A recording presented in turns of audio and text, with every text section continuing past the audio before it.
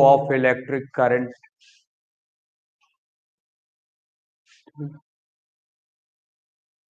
अभी देखिए,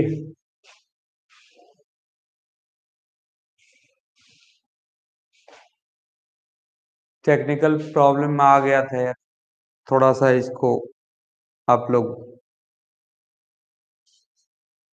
कॉम्प्रोमाइज कीजिए। The flow of electric current it's SI unit is.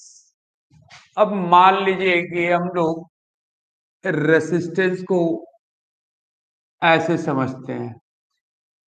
मान लिया जाए एक पाइप है, हॉलो पाइप। इस हॉलो पाइप में इधर से हम लोग वाटर फ्लो कराएं, तो ये तो विदाउट एनी हिंड्रेंस इससे पानी बाहर निकलेगा। लेकिन सपोज कीजिए कि यदि इस पेबल्स को इस पाइप को हम पेबल से भर दें, कंकड़ पत्थर इसमें डाल दें। अब ये इस पाइप से होकर के पानी तो फ्लो करेगा, लेकिन उसकी इंटेंसिटी क्या हो जाएगी? कम हो जाएगी। नहीं कम हो जाएगी। क्यों? क्योंकि पानी के बीच ये अपना, पेबल्स के बीच पानी तो अपना रास्ता बनाएगा, अगल बगल से निकल जाएगा, लेकिन फ्लो आपको उतना नहीं मिलेगा जितना कि ओपन पाइप में मिलेगा। अब जरा इमेजिन कीजिए कि इसी पाइप को हम सैंड से फिल कर दें, सैंड इसमें भर दें, और उसके बाद इसमें हम लोग वाटर फ्लो कराने की कोशिश करें। यदि हम लोग इधर से वाटर फ्लो कराएंगे तो वाटर का फ्लो आपको मिलेगा नहीं, ऑलमोस्ट ड्रॉप बाय ड्रॉप बाहर होगा पानी।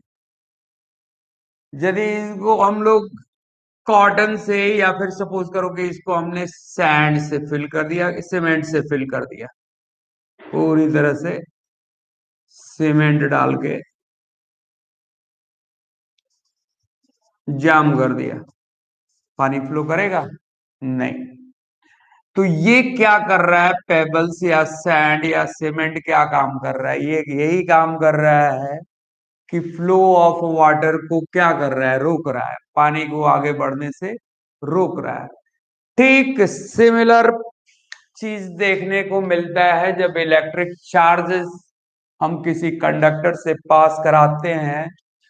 तो कोई भी कंडक्टर हो, आपको पता है वो एटम्स और मॉलिक्यूल के बने होते हैं।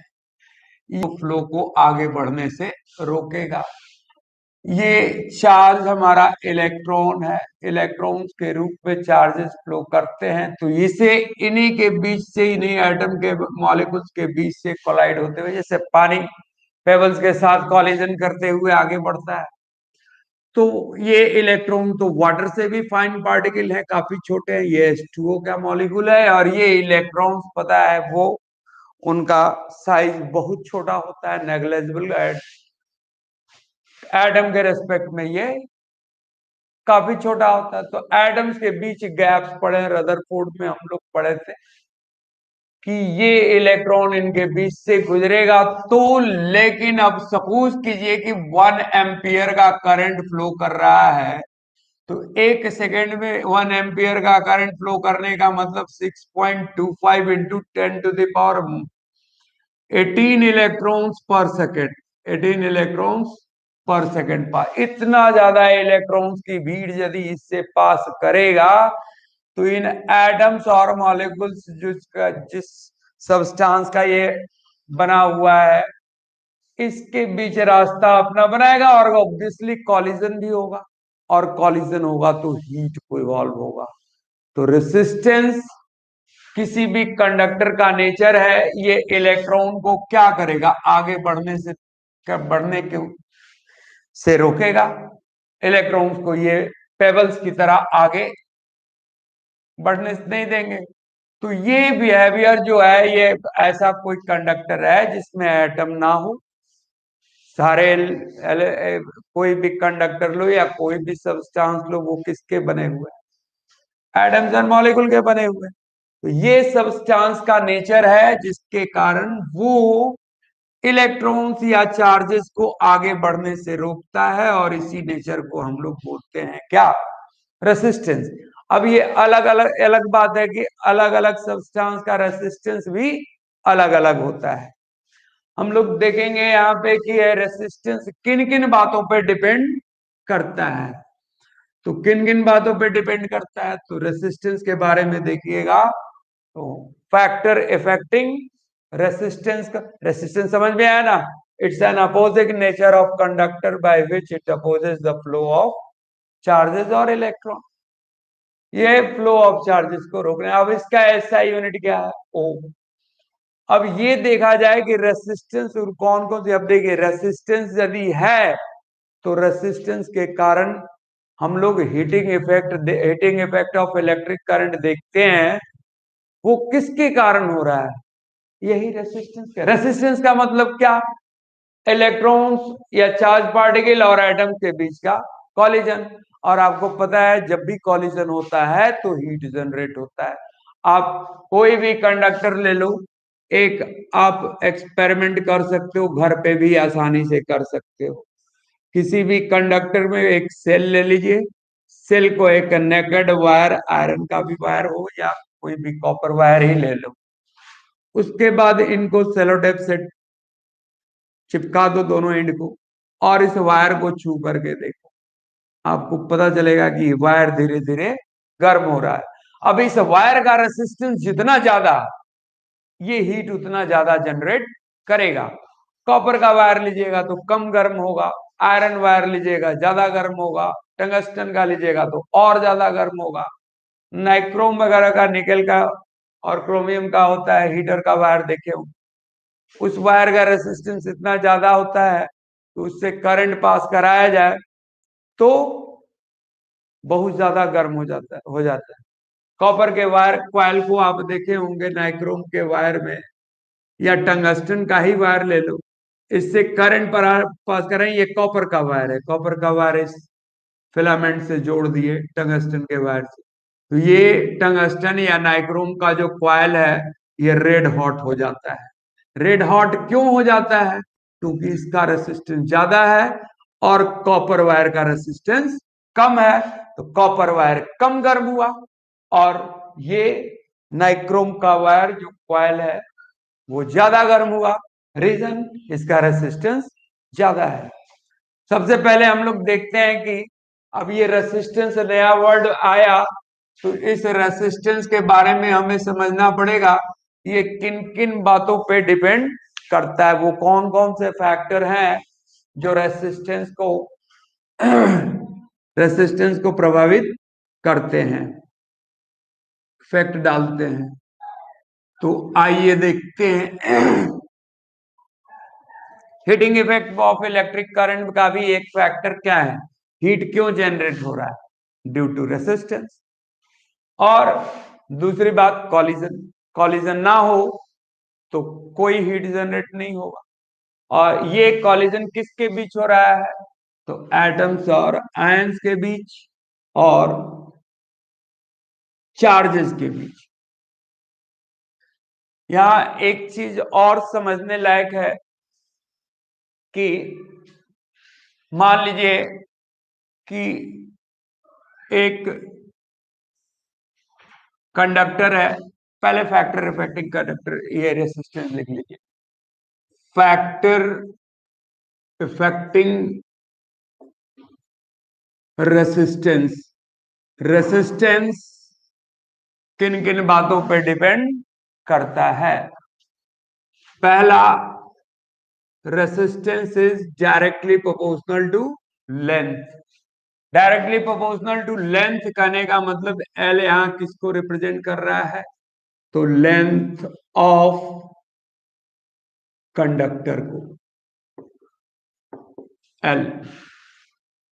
उसी तरह दूसरा फैक्टर है R is inversely proportional to area of cross section.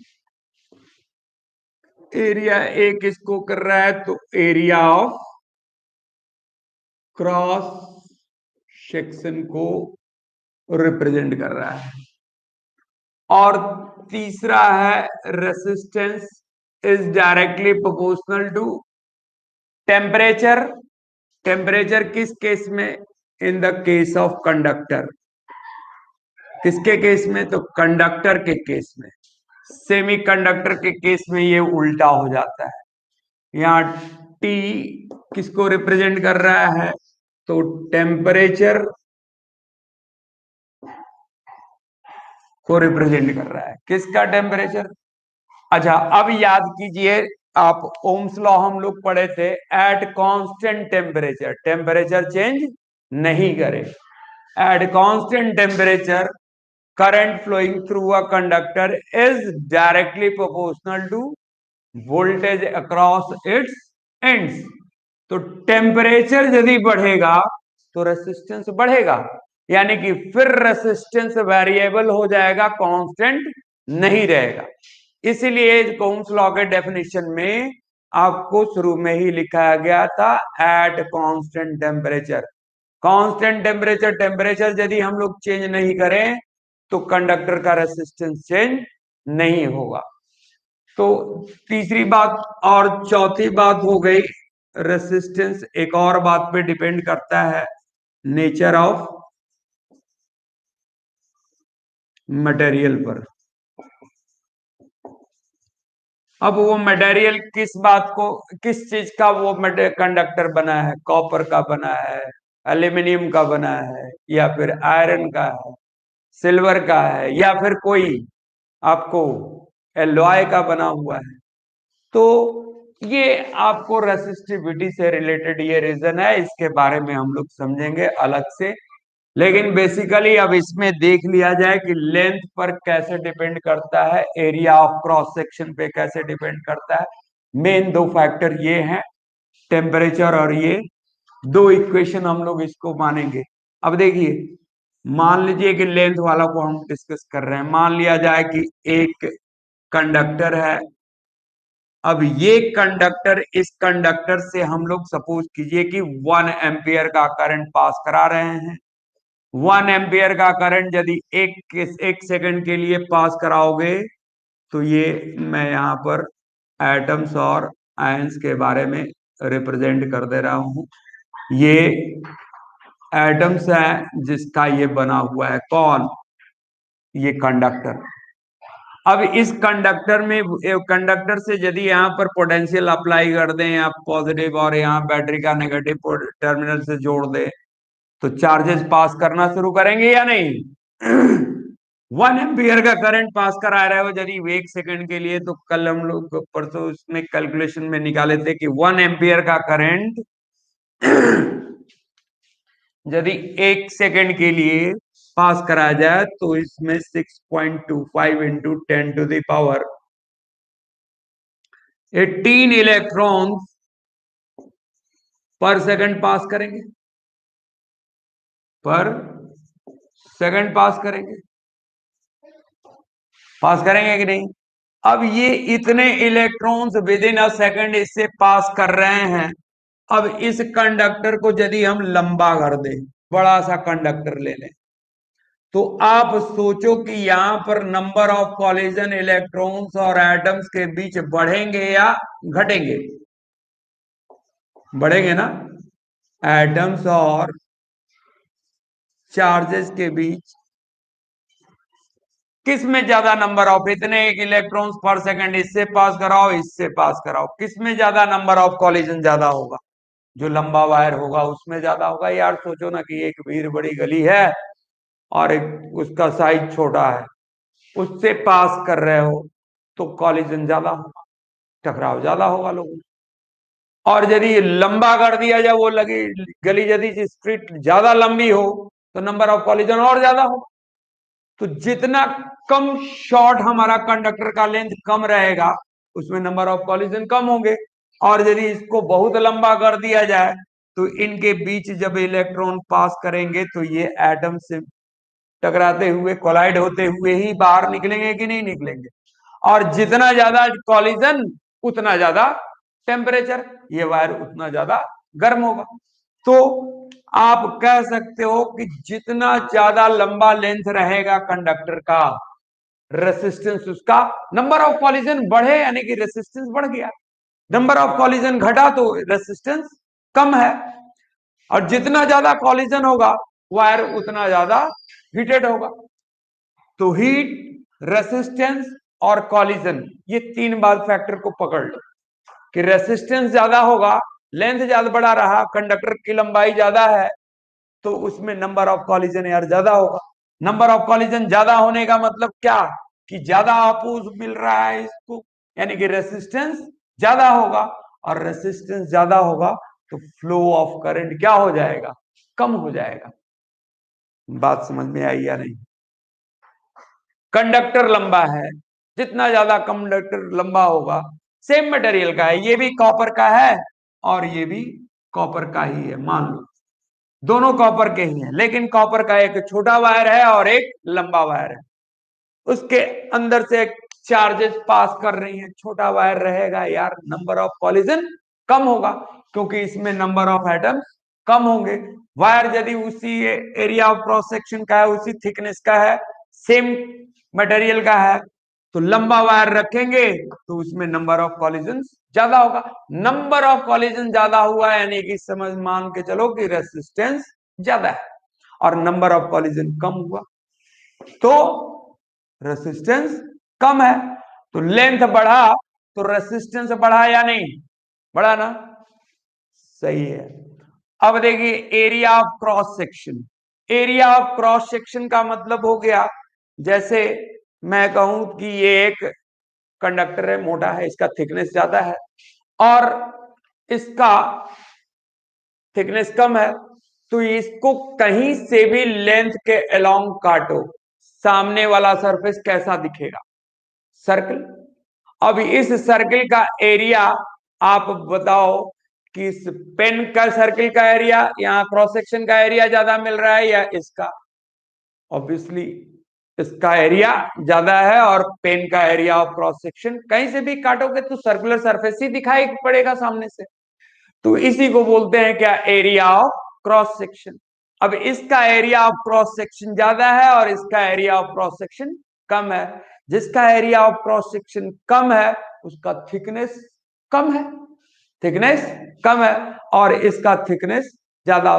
तो एरिया ऑफ क्रॉस सेक्शन को आप थिकनेस से कोरिलेट कर सकते हो। यदि एरिया ऑफ क्रॉस सेक्शन ज्यादा होने का मतलब कि मोटा वायर है और एरिया ऑफ क्रॉस सेक्शन कम है तो इसका मतलब वो वायर पतला है। आ रही बात समझ में। तो एरिया ऑफ क्रॉस सेक्शन के इनवर्सली प्रोपोर्शनल होता है। आप एरिया ऑफ क्रॉस सेक्शन को थिकनेस से भी कह सकते हैं, ये थिकनेस ऑफ वायर से या कंडक्टर से भी कोरिलेट कर सकते हो। Resistance is inversely proportional to area of cross section. अब इसमें एरिया ऑफ क्रॉस सेक्शन बढ़ जाए यानी कि थिकनेस बढ़ जाए तो रेसिस्टेंस कैसे अफेक्टेड हो रहा है, तो रेसिस्टेंस को याद रखो, नंबर ऑफ कॉलिजन ज्यादा तो रेसिस्टेंस ज्यादा, नंबर ऑफ कॉलिजन कम तो रेसिस्टेंस कम। नंबर ऑफ, जब रेसिस्टेंस कम होगा तो रेसिस्टेंस कम होगा तो वायर कम गर्म होगा, रेसिस्टेंस ज्यादा होगा तो वायर ज्यादा गर्म होगा। एक और फैक्टर इसमें जोड़ सकते हो कि रेसिस्टेंस ज्यादा हुआ तो करंट कम पास करेगा, और रेसिस्टेंस कम हुआ तो करंट ज्यादा पास करेगा। मैं इसको लिख दे रहा हूं बात, पहले हम लोग समझते हैं एरिया ऑफ क्रॉस सेक्शन कैसे। अब सपोज करो कि मान लेते हैं ये एक कंडक्टर है, कॉपर का ही कंडक्टर है, लेकिन इसका एरिया, एंड का ये एरिया जो है सर्कुलर एंड, इसका एरिया ज्यादा है और इस वायर का एरिया कम है, सही है ना। इसका नाम आप A1 दे दो, इसका एरिया ऑफ क्रॉस सेक्शन, या A1 is greater than A2 है। तो इसका रेसिस्टेंस R1 और इसका रेसिस्टेंस R2 का है, तो resistance R1 will be smaller than that of R2। हरी बात समझ। आप इसको ऐसे इमेजिन कर सकते हो, मान लो एक छोटा दरवाजा है और उसमें आप सपोज करो कि 10 पर्सन पर सेकंड पास कराना है। छोटा दरवाजा है, 10 आदमी को एक साथ with in A second out कर देना है। कॉलिजन होंगे, मैन टू मैन भी होगा। और उस दरवाजे में बार्स लगे हुए हैं, ये दरवाजा है इस तरह से और बार्स लगे हुए, ठीक है ना। और यहां हम लोग पास करा रहे हैं क्या, 10 पर्सन पर सेकंड। समझ में आ रही बात। तो अब आप ये बताइए कि मैं इस दरवाजे का अपर्चर बड़ा कर दे रहा हूं, हाँ, ये बार्स का साइज इसमें भी सेम है, इसमें भी सेम है। 10 पर्सन पर सेकंड इससे पास कराओ और इससे पास कराओ। ये इसका एरिया ऑफ क्रॉस सेक्शन कम है तो यहां कॉलिजन ज्यादा होगा। बार्स टू पर्सन भी होगा और पर्सन टू पर्सन भी होगा। इस स्थिति में नंबर ऑफ कॉलिजन ज्यादा। नंबर ऑफ कॉलिजन ज्यादा इसका मतलब हुआ कि रेसिस्टेंस इसका ज्यादा। और इसी को जरी बड़ा कर देते हैं, एरिया ऑफ क्रॉस सेक्शन बड़ा हो गया तो यहां पर 10 पर्सन पर सेकंड पास कराओ तो नंबर ऑफ कॉलिजन क्या हो जाएंगे, घट जाएंगे। तो ये बार्स एटम्स हो गए और पर्सन को मान लो क्या, इलेक्ट्रॉन। तो यहां पर एरिया ऑफ क्रॉस सेक्शन बढ़ा दिए तो नंबर ऑफ कॉलिजन घट गया, और नंबर ऑफ कॉलिजन घट गया इसका मतलब रेसिस्टेंस कम हो गया। यहां पे नंबर ऑफ कॉलिजन ज्यादा होगा, क्वांटिटी तो वही है, रेट तो वही है, 10 पर्सन पर सेकंड। यहां से भी पास करा रहे हैं, ये बाहर चला गया यार।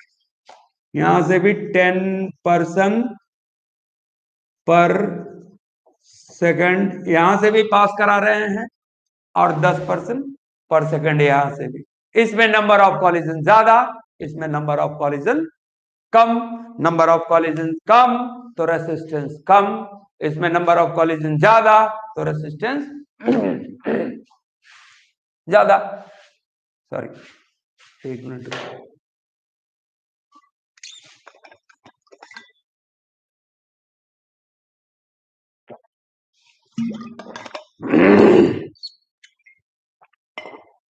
क्लियर हुआ। तो resistance is inversely proportional to area of cross section, या एरिया ऑफ क्रॉस सेक्शन कहो या थिकनेस ऑफ द कंडक्टर कहिए, बात बराबर है। टेम्परेचर, अब एक चीज और हम लोग समझ लेते हैं कि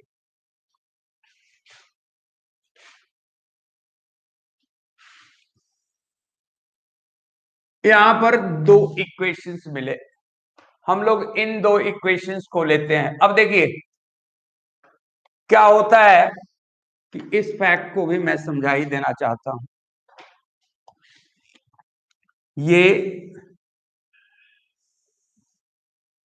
कंडक्टर है और एटम्स, पता है एटम्स के ये कंडक्टर किस चीज के बने होते हैं। यहां पर सपोज करो पॉजिटिव टर्मिनल है और ये नेगेटिव। अब ये यदि हम लोग किसी ये नेगेटिवली चार्ज पार्टिकल्स को, ये लो पोटेंशियल हो गया, ये सब्सटेंस नेगेटिवली चार्ज है और ये पॉजिटिवली चार्ज है। तो एटम याद करो, एटम के अंदर न्यूक्लियस होता है, न्यूक्लियस के बाहर शेल्स होते हैं और शेल्स में क्या होते हैं, इलेक्ट्रॉन्स।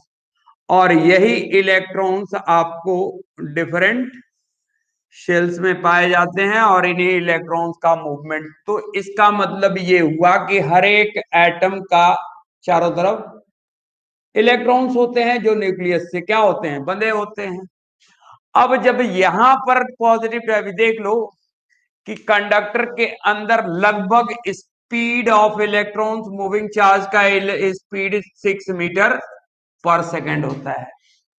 लेकिन हम लोग देखते हैं क्या कि मान लो कांटे थर्मल पावर से करंट ऑन हुआ, अब विद इन अ सेकेंड पहुंच गया पटना। तो ये इसका स्पीड इतना 6 मीटर पर सेकंड के स्पीड से चलेगा, तो थर्मल पावर स्टेशन या फिर जो हाइडल पावर स्टेशन तो कहीं और है, वहां से आने में इतना कम समय क्यों लगा, इतना कम समय क्यों लगा? तो इस बात को समझिए। हर एक ये रिप्रेजेंट कर रहा है, सर्किल क्या रिप्रेजेंट कर रहा है, तो एटम को, इस कंडक्टर का, अरे थर्मल पावर स्टेशन से हाई टेंशन वायर से ही तो आता है। अब ये हाई टेंशन वायर, जो भी वायर कंडक्टर जिसको हम लोग बोल रहे हैं, ये एटम, ये इसके अंदर एटम्स हैं, एटम्स के साथ बंधे हुए हैं कौन? इलेक्ट्रॉन। अभी यदि ये यहां पर पोटेंशियल अप्लाई करेंगे तो ये पॉजिटिवली चार्ज बॉडी है या negative terminal of the cell या जो बोल लो इसको, ये लो पोटेंशियल या हाई पोटेंशियल इलेक्ट्रॉन मूव करेगा लो से हाई की तरफ। अब ये जैसे ही ये पॉजिटिवली चार्ज सब्सटेंस या लो पोटेंशियल से कनेक्ट किए वायर को, ये इसमें जो नेगेटिवली चार्ज इलेक्ट्रॉन्स है रिपल्सन के कारण आगे बढ़ेंगे या नहीं बढ़ेंगे? बिल्कुल बढ़ेंगे। अब ये इलेक्ट्रॉन जंप करके चलता चला जाएगा one atom to another atom, atom ion में बदलेंगे और फाइनली जो लास्ट में इलेक्ट्रॉन है वो ये पॉजिटिव फील्ड पर अट्रैक्ट हो जाएगा। तो इधर से लगातार एक इन हुआ, सपोज कीजिए कि 100 इलेक्ट्रॉन्स पर सेकेंड इन हुआ, तो यहाँ 100 इलेक्ट्रॉन पर सेकेंड आउट भी होता चला जाएगा कॉन्टिन्यूअसली। अब सपोज करो कि एक बेंच पर 5 लड़के बैठे पड़े, एक लड़का इधर से और हम पुश कर देंगे तो पांचवा लड़का उधर गिर जाएगा कि नहीं गिर जाएगा? तो यहां पर तो पुश एक किए तुरंत उसका रिएक्शन, यदि ये लंबा चेन है आदमी, ह्यूमन चेन हो 150 आदमी का, एक भी इंटर करेगा तो उधर एक बाहर निकल जाएगा, बेस से गिर जाएगा कि नहीं गिर जाएगा? तो वही बात यहां पर उठ रही है कि यहां पर इलेक्ट्रॉन इंटर जैसे ही किया, चाहे वायर हमारा कितना भी लंबा हो, ये जैसे ही इंटर करेगा वो जंपिंग शुरू होगी, electron one atom to another atom, जैसे ही ये इंटर किया वहां यहां अट्रैक्ट होना शुरू करेगा और यहां रिपल्सन के कारण इलेक्ट्रॉन मूव करना, इधर इलेक्ट्रॉन अट्रैक्ट होना शुरू हुआ। अब इससे यहां पर जो सबसे नियरेस्ट एटम है उसका इलेक्ट्रॉन, सपोज कीजिए कि ये पॉजिटिव फील्ड में इंटर कर गया, इसका इलेक्ट्रॉन, ये इलेक्ट्रॉन अट्रैक्ट होगा। अब इंटर किया तो ये एटम नहीं रहा, अब क्या हो जाएगा? आयन। तो इसमें ये आयन बनेगा तो ये पॉजिटिवली चार्ज हो जाएगा, ये इलेक्ट्रॉन तो ट्रांसफर होकर के चला गया इसमें। अब ये इसमें जितना इलेक्ट्रॉन कम हुआ उसका रिप्लेनिशमेंट किससे होगा? तो नेबरिंग एटम से होगा। इसका रिप्लेसमेंट कौन करेगा? तो इधर वाला एटम। इस तरह से कंटिन्यूअस फ्लो आपको बनेगा किसका? ये इलेक्ट्रॉन का। अब जब आयंस बनेंगे तो इलेक्ट्रॉन्स को आगे बढ़ने देंगे। ये पॉजिटिव आयन बना, जैसे ही कि मान लो एक हमने ले लिया, ये पॉजिटिव आयन बना, तो पॉजिटिव आयन बना तो इलेक्ट्रॉन तो यहाँ अट्रैक्ट होगा, ये इलेक्ट्रॉन तभी आगे बढ़ेगा जब ये पॉजिटिवली चार्ज हो जाएगा, या फिर यूं कहें कि पोटेंशियल डिफरेंस बहुत ज्यादा हाई रहे तो इलेक्ट्रॉन्स की जंपिंग लगातार होती जाएगी। लेकिन ये एटम पॉजिटिवली चार्ज जैसे ही हुआ, उसका नेचर क्या होगा? इलेक्ट्रॉन को पकड़ने का। वो इलेक्ट्रॉन को क्या करें, उसकी टेंडेंसी क्या होगी? इलेक्ट्रॉन को अट्रैक्ट करने की। वही रेसिस्टेंस क्रिएट कर रहा है यहां पर, वही रेसिस्टेंस क्रिएट कर रहा है। आ रही बात समझ में? इलेक्ट्रॉन तो सपोज करो यहाँ 6 मीटर पर सेकंड के स्पीड से इंटर कर रहा है, मूव कर रहा है, लेकिन इसका नेट इफेक्ट दूसरे एंड पर विद इन अ सेकंड हो जाएगा। मान लो एक स्ट्रीट है, उसमें एक आदमी के बाद दूसरा आदमी ऐसे, उससे ज्यादा एक आदमी ओवरटेक करके आगे नहीं जा सकता, एकदम सगरा है। और इधर से यदि कोई भी इस एंड से कोई भी एक आदमी को एंटर करेंगे तो जो लास्ट में होगा वो स्ट्रीट से बाहर। तो इसका इफेक्ट तो विद इन अ सेकंड, यहां पर करंट का फ्लो, इलेक्ट्रॉन्स का मूवमेंट यहां तुरंत दिख गया। भले ही यहां पर इंटर कर रहा है 6 मीटर पर सेकंड से जंपिंग इनकी हो रही है, लेकिन उसका इफेक्ट तो अंतिम तक जाएगा। नहीं समझ में आई बात? मान लो ये एक बेंच है, इस पर 10 लड़के बच्चे बैठे हुए हैं, या फिर कार का बैक सीट ले लो, कार का बैक सीट ले लो, उस पे सपोज करो कि 4 आदमी बैठ सकते हैं। अब ये दोनों दरवाजा ओपन है, इस दरवाजा से एक आदमी जबरदस्ती घुसेगा तो चौथा आदमी गिरेगा कि नहीं गिरेगा? बाहर निकल गया। तो यहां से इंटर और उधर से, अब ये कार का सीट बहुत लंबा होता, बहुत लंबा होता, इन्फिनिटी रख लो या फिर 10 मीटर का रख लो। उसी तरह पूरा एकदम खचाखच भरा हुआ है, 1 to 1 एकदम कांटेक्ट में है, मैन सट के बैठे हुए हैं। अब उधर से एक भी इंटर करेगा तो 10 मीटर दूर वो बाहर निकल जाएगा, नहीं क्या? नहीं, इधर से इंटर जैसे ही किया एक आदमी उधर बाहर निकल। तो यहां पर इंटर करने का से, ये इंटर करने का इफेक्ट जो दिख रहा है 10 मीटर में फोर्स कन्वे हो गया कितना दूर तक? 10 मीटर तक। और वो और लंबा रहता तो और ज्यादा। तो वही बात है कि स्पीड तो इसमें इसका मूवमेंट, इलेक्ट्रॉन का movement atom to atom 6 metre, लगभग 6 मीटर पर सेकेंड होता है, लेकिन उसका नेट इफेक्ट क्या दिख रहा है? लाइट का स्पीड लगभग हो जाता है। आ रही बात समझ में? तो ये इलेक्ट्रॉन्स का मूवमेंट है। क्योंकि एनसीईआरटी में इस बात को थोड़ा सा जिक्र किया हुआ था, तो मैं सोचा कि इसको बता दूं। हाँ, अब ये बात ये है कि जैसे ही टेम्परेचर ज्यादा होगा, एटम्स में आयंस की संख्या बढ़ेगी।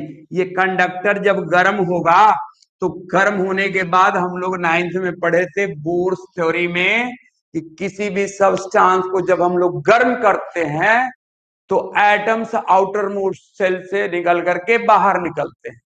अब जो वो एटम्स निकलेंगे कंडक्शन बैंड में जाएंगे तो फ्लो ऑफ इलेक्ट्रॉन्स तो बनेगा ही बनेगा। जैसे ही पोटेंशियल अप्लाई करेंगे, जो इलेक्ट्रॉन्स निकल करके आए वो उनका स्ट्रीम तो बनेगा ही, लेकिन यहां पर हीट बनने के कारण ये एटम्स आयंस में ज्यादा प्रोड्यूस, ये ज्यादा आयंस प्रोड्यूस करेंगे। आयंस ज्यादा प्रोड्यूस करेंगे तो ये मूविंग इलेक्ट्रॉन्स को क्या करेंगे? ज्यादा अट्रैक्ट करेंगे। तो टेम्परेचर बढ़ा तो इलेक्ट्रॉन्स का मोशन या वेलोसिटी या स्पीड कह लीजिए वो कम होगा या नहीं होगा? क्योंकि हीट देने के कारण, यहाँ हीट दिए तो ये एटम्स आयंस में कन्वर्ट हुए और पॉजिटिव आयंस में कन्वर्ट होंगे, जो कि इलेक्ट्रॉन के फॉरवर्ड मूवमेंट को कम करेगा, उसको मूव करने से क्या करेगा? रोकेगा। यही टेम्परेचर कंडक्टर के केस में, यदि ये सेमीकंडक्टर होता और आप टेम्परेचर बढ़ाएंगे तो रेसिस्टेंस कम होता है, लेकिन सेमीकंडक्टर के बारे में आप लोगों को पढ़ना नहीं है। फिलहाल तो आप फोकस कीजिए क्या कि कंडक्टर का टेम्परेचर बढ़ाएंगे, कंडक्टर का टेम्परेचर बढ़ाया जाए तो रेसिस्टेंस बढ़ता है और टेम्परेचर कम करेंगे तो कम होता है। यानी कि टेम्परेचर बहुत ज्यादा कम कर दिया जाए तो वो क्या बन जाएगा? सुपर कंडक्टर रेसिस्टेंस, रेसिस्टेंस काफी कम हो जाएगी। रेसिस्टेंस कम तो कंडक्टिविटी यानी कि करंट उसमें ज्यादा पास करेगा। बात समझ में आ रही है? आइए आगे चलते हैं यहां पर, और नेचर ऑफ मटेरियल के बारे में आगे हम लोग समझते हैं। यहां पर दो इक्वेशंस मिले। Resistance is directly proportional to length, और दूसरा मिला रेसिस्टेंस इज इक्वेशन 1 और इक्वेशन 2। इन दोनों इक्वेशंस को मिला दिया जाए तो फ्रॉम इक्वेशन 1 एंड 2 से, फ्रॉम इक्वेशन 1 एंड 2 से मिलाएंगे तो क्या? Resistance is directly proportional to length into 1 by area of cross section, या length by area of cross section लिख सकते हैं क्या? प्रोपोर्शनल का साइन पड़ गया, देख लो। प्रोपोर्शनल का साइन हटाते हैं तो इक्वल टू लगाते हैं, और इक्वल टू के बाद क्या लगाना पड़ता है? कांस्टेंट लगाना पड़ेगा। तो resistivity into length by area, ये इसको बोलते हैं हम लोग क्या? रेसिस्टिविटी। रेसिस्टिविटी, ये रेसिस्टिविटी हर एक मटेरियल की रेसिस्टिविटी अलग अलग होती है। यही नेचर ऑफ मटेरियल जो हम लोग चौथा ऑप्शन फैक्टर देखे थे, ये नेचर ऑफ मटेरियल ये रेसिस्टिविटी को ही रिप्रेजेंट कर रहा है। अलग अलग सब्सटेंस की रेसिस्टिविटी चूंकि अलग अलग होती है तो उनका रेसिस्टेंस भी वेरी करेगा। यदि कंडक्टर हम चेंज ना करें तो उसकी रेसिस्टिविटी चेंज नहीं करेगी। लेकिन यदि सब्सटेंस को चेंज कर दें, कॉपर के बजाय एल्यूमिनियम ले लें या एल्यूमिनियम के बजाय आयरन ले लें, तो एल्यूमिनियम की रेसिस्टिविटी कुछ और होगी और कॉपर की रेसिस्टिविटी कुछ और होगी। तो ये एक फॉर्मूला हमें मिला, ये एक इंपॉर्टेंट रिलेशन मिला, आर इज इक्वल टू, ये हम लोग फॉर्मूला में शुरू दिन लिखे थे, रो का मतलब हो गया क्या, रेसिस्टिविटी। रेसिस्टिविटी के बारे में यदि देखा जाए तो रेसिस्टिविटी को सब्जेक्ट बना दे तो हमें क्या मिलेगा, r into a by l, r into a by l, a ऊपर चला गया एल नीचे आया, तो resistivity is equal to resistance into area of cross section upon length. अब एसआई यूनिट यदि इसका निकालना चाहे तो इस रेसिस्टिविटी का आप निकाल सकते हो, क्या होता है इसका, ओम, और area of cross section area है तो मीटर स्क्वायर, लेंथ का एसआई यूनिट मीटर, मीटर से एक कट गया यानी कि एसआई यूनिट ऑफ रेसिस्टिविटी क्या मिला, ओम मीटर। इसको आप ऐसे भी सिंबलाइज कर सकते हो, ohm and into metre. Clear हुआ, ये रेसिस्टिविटी है। रेसिस्टिविटी को हम लोग डिफाइन भी करेंगे।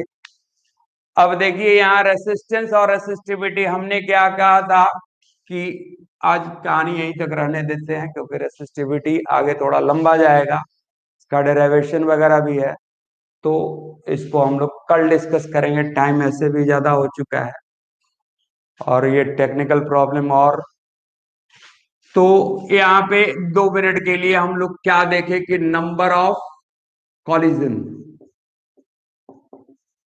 ज्यादा रहा तो रेसिस्टेंस ज्यादा था।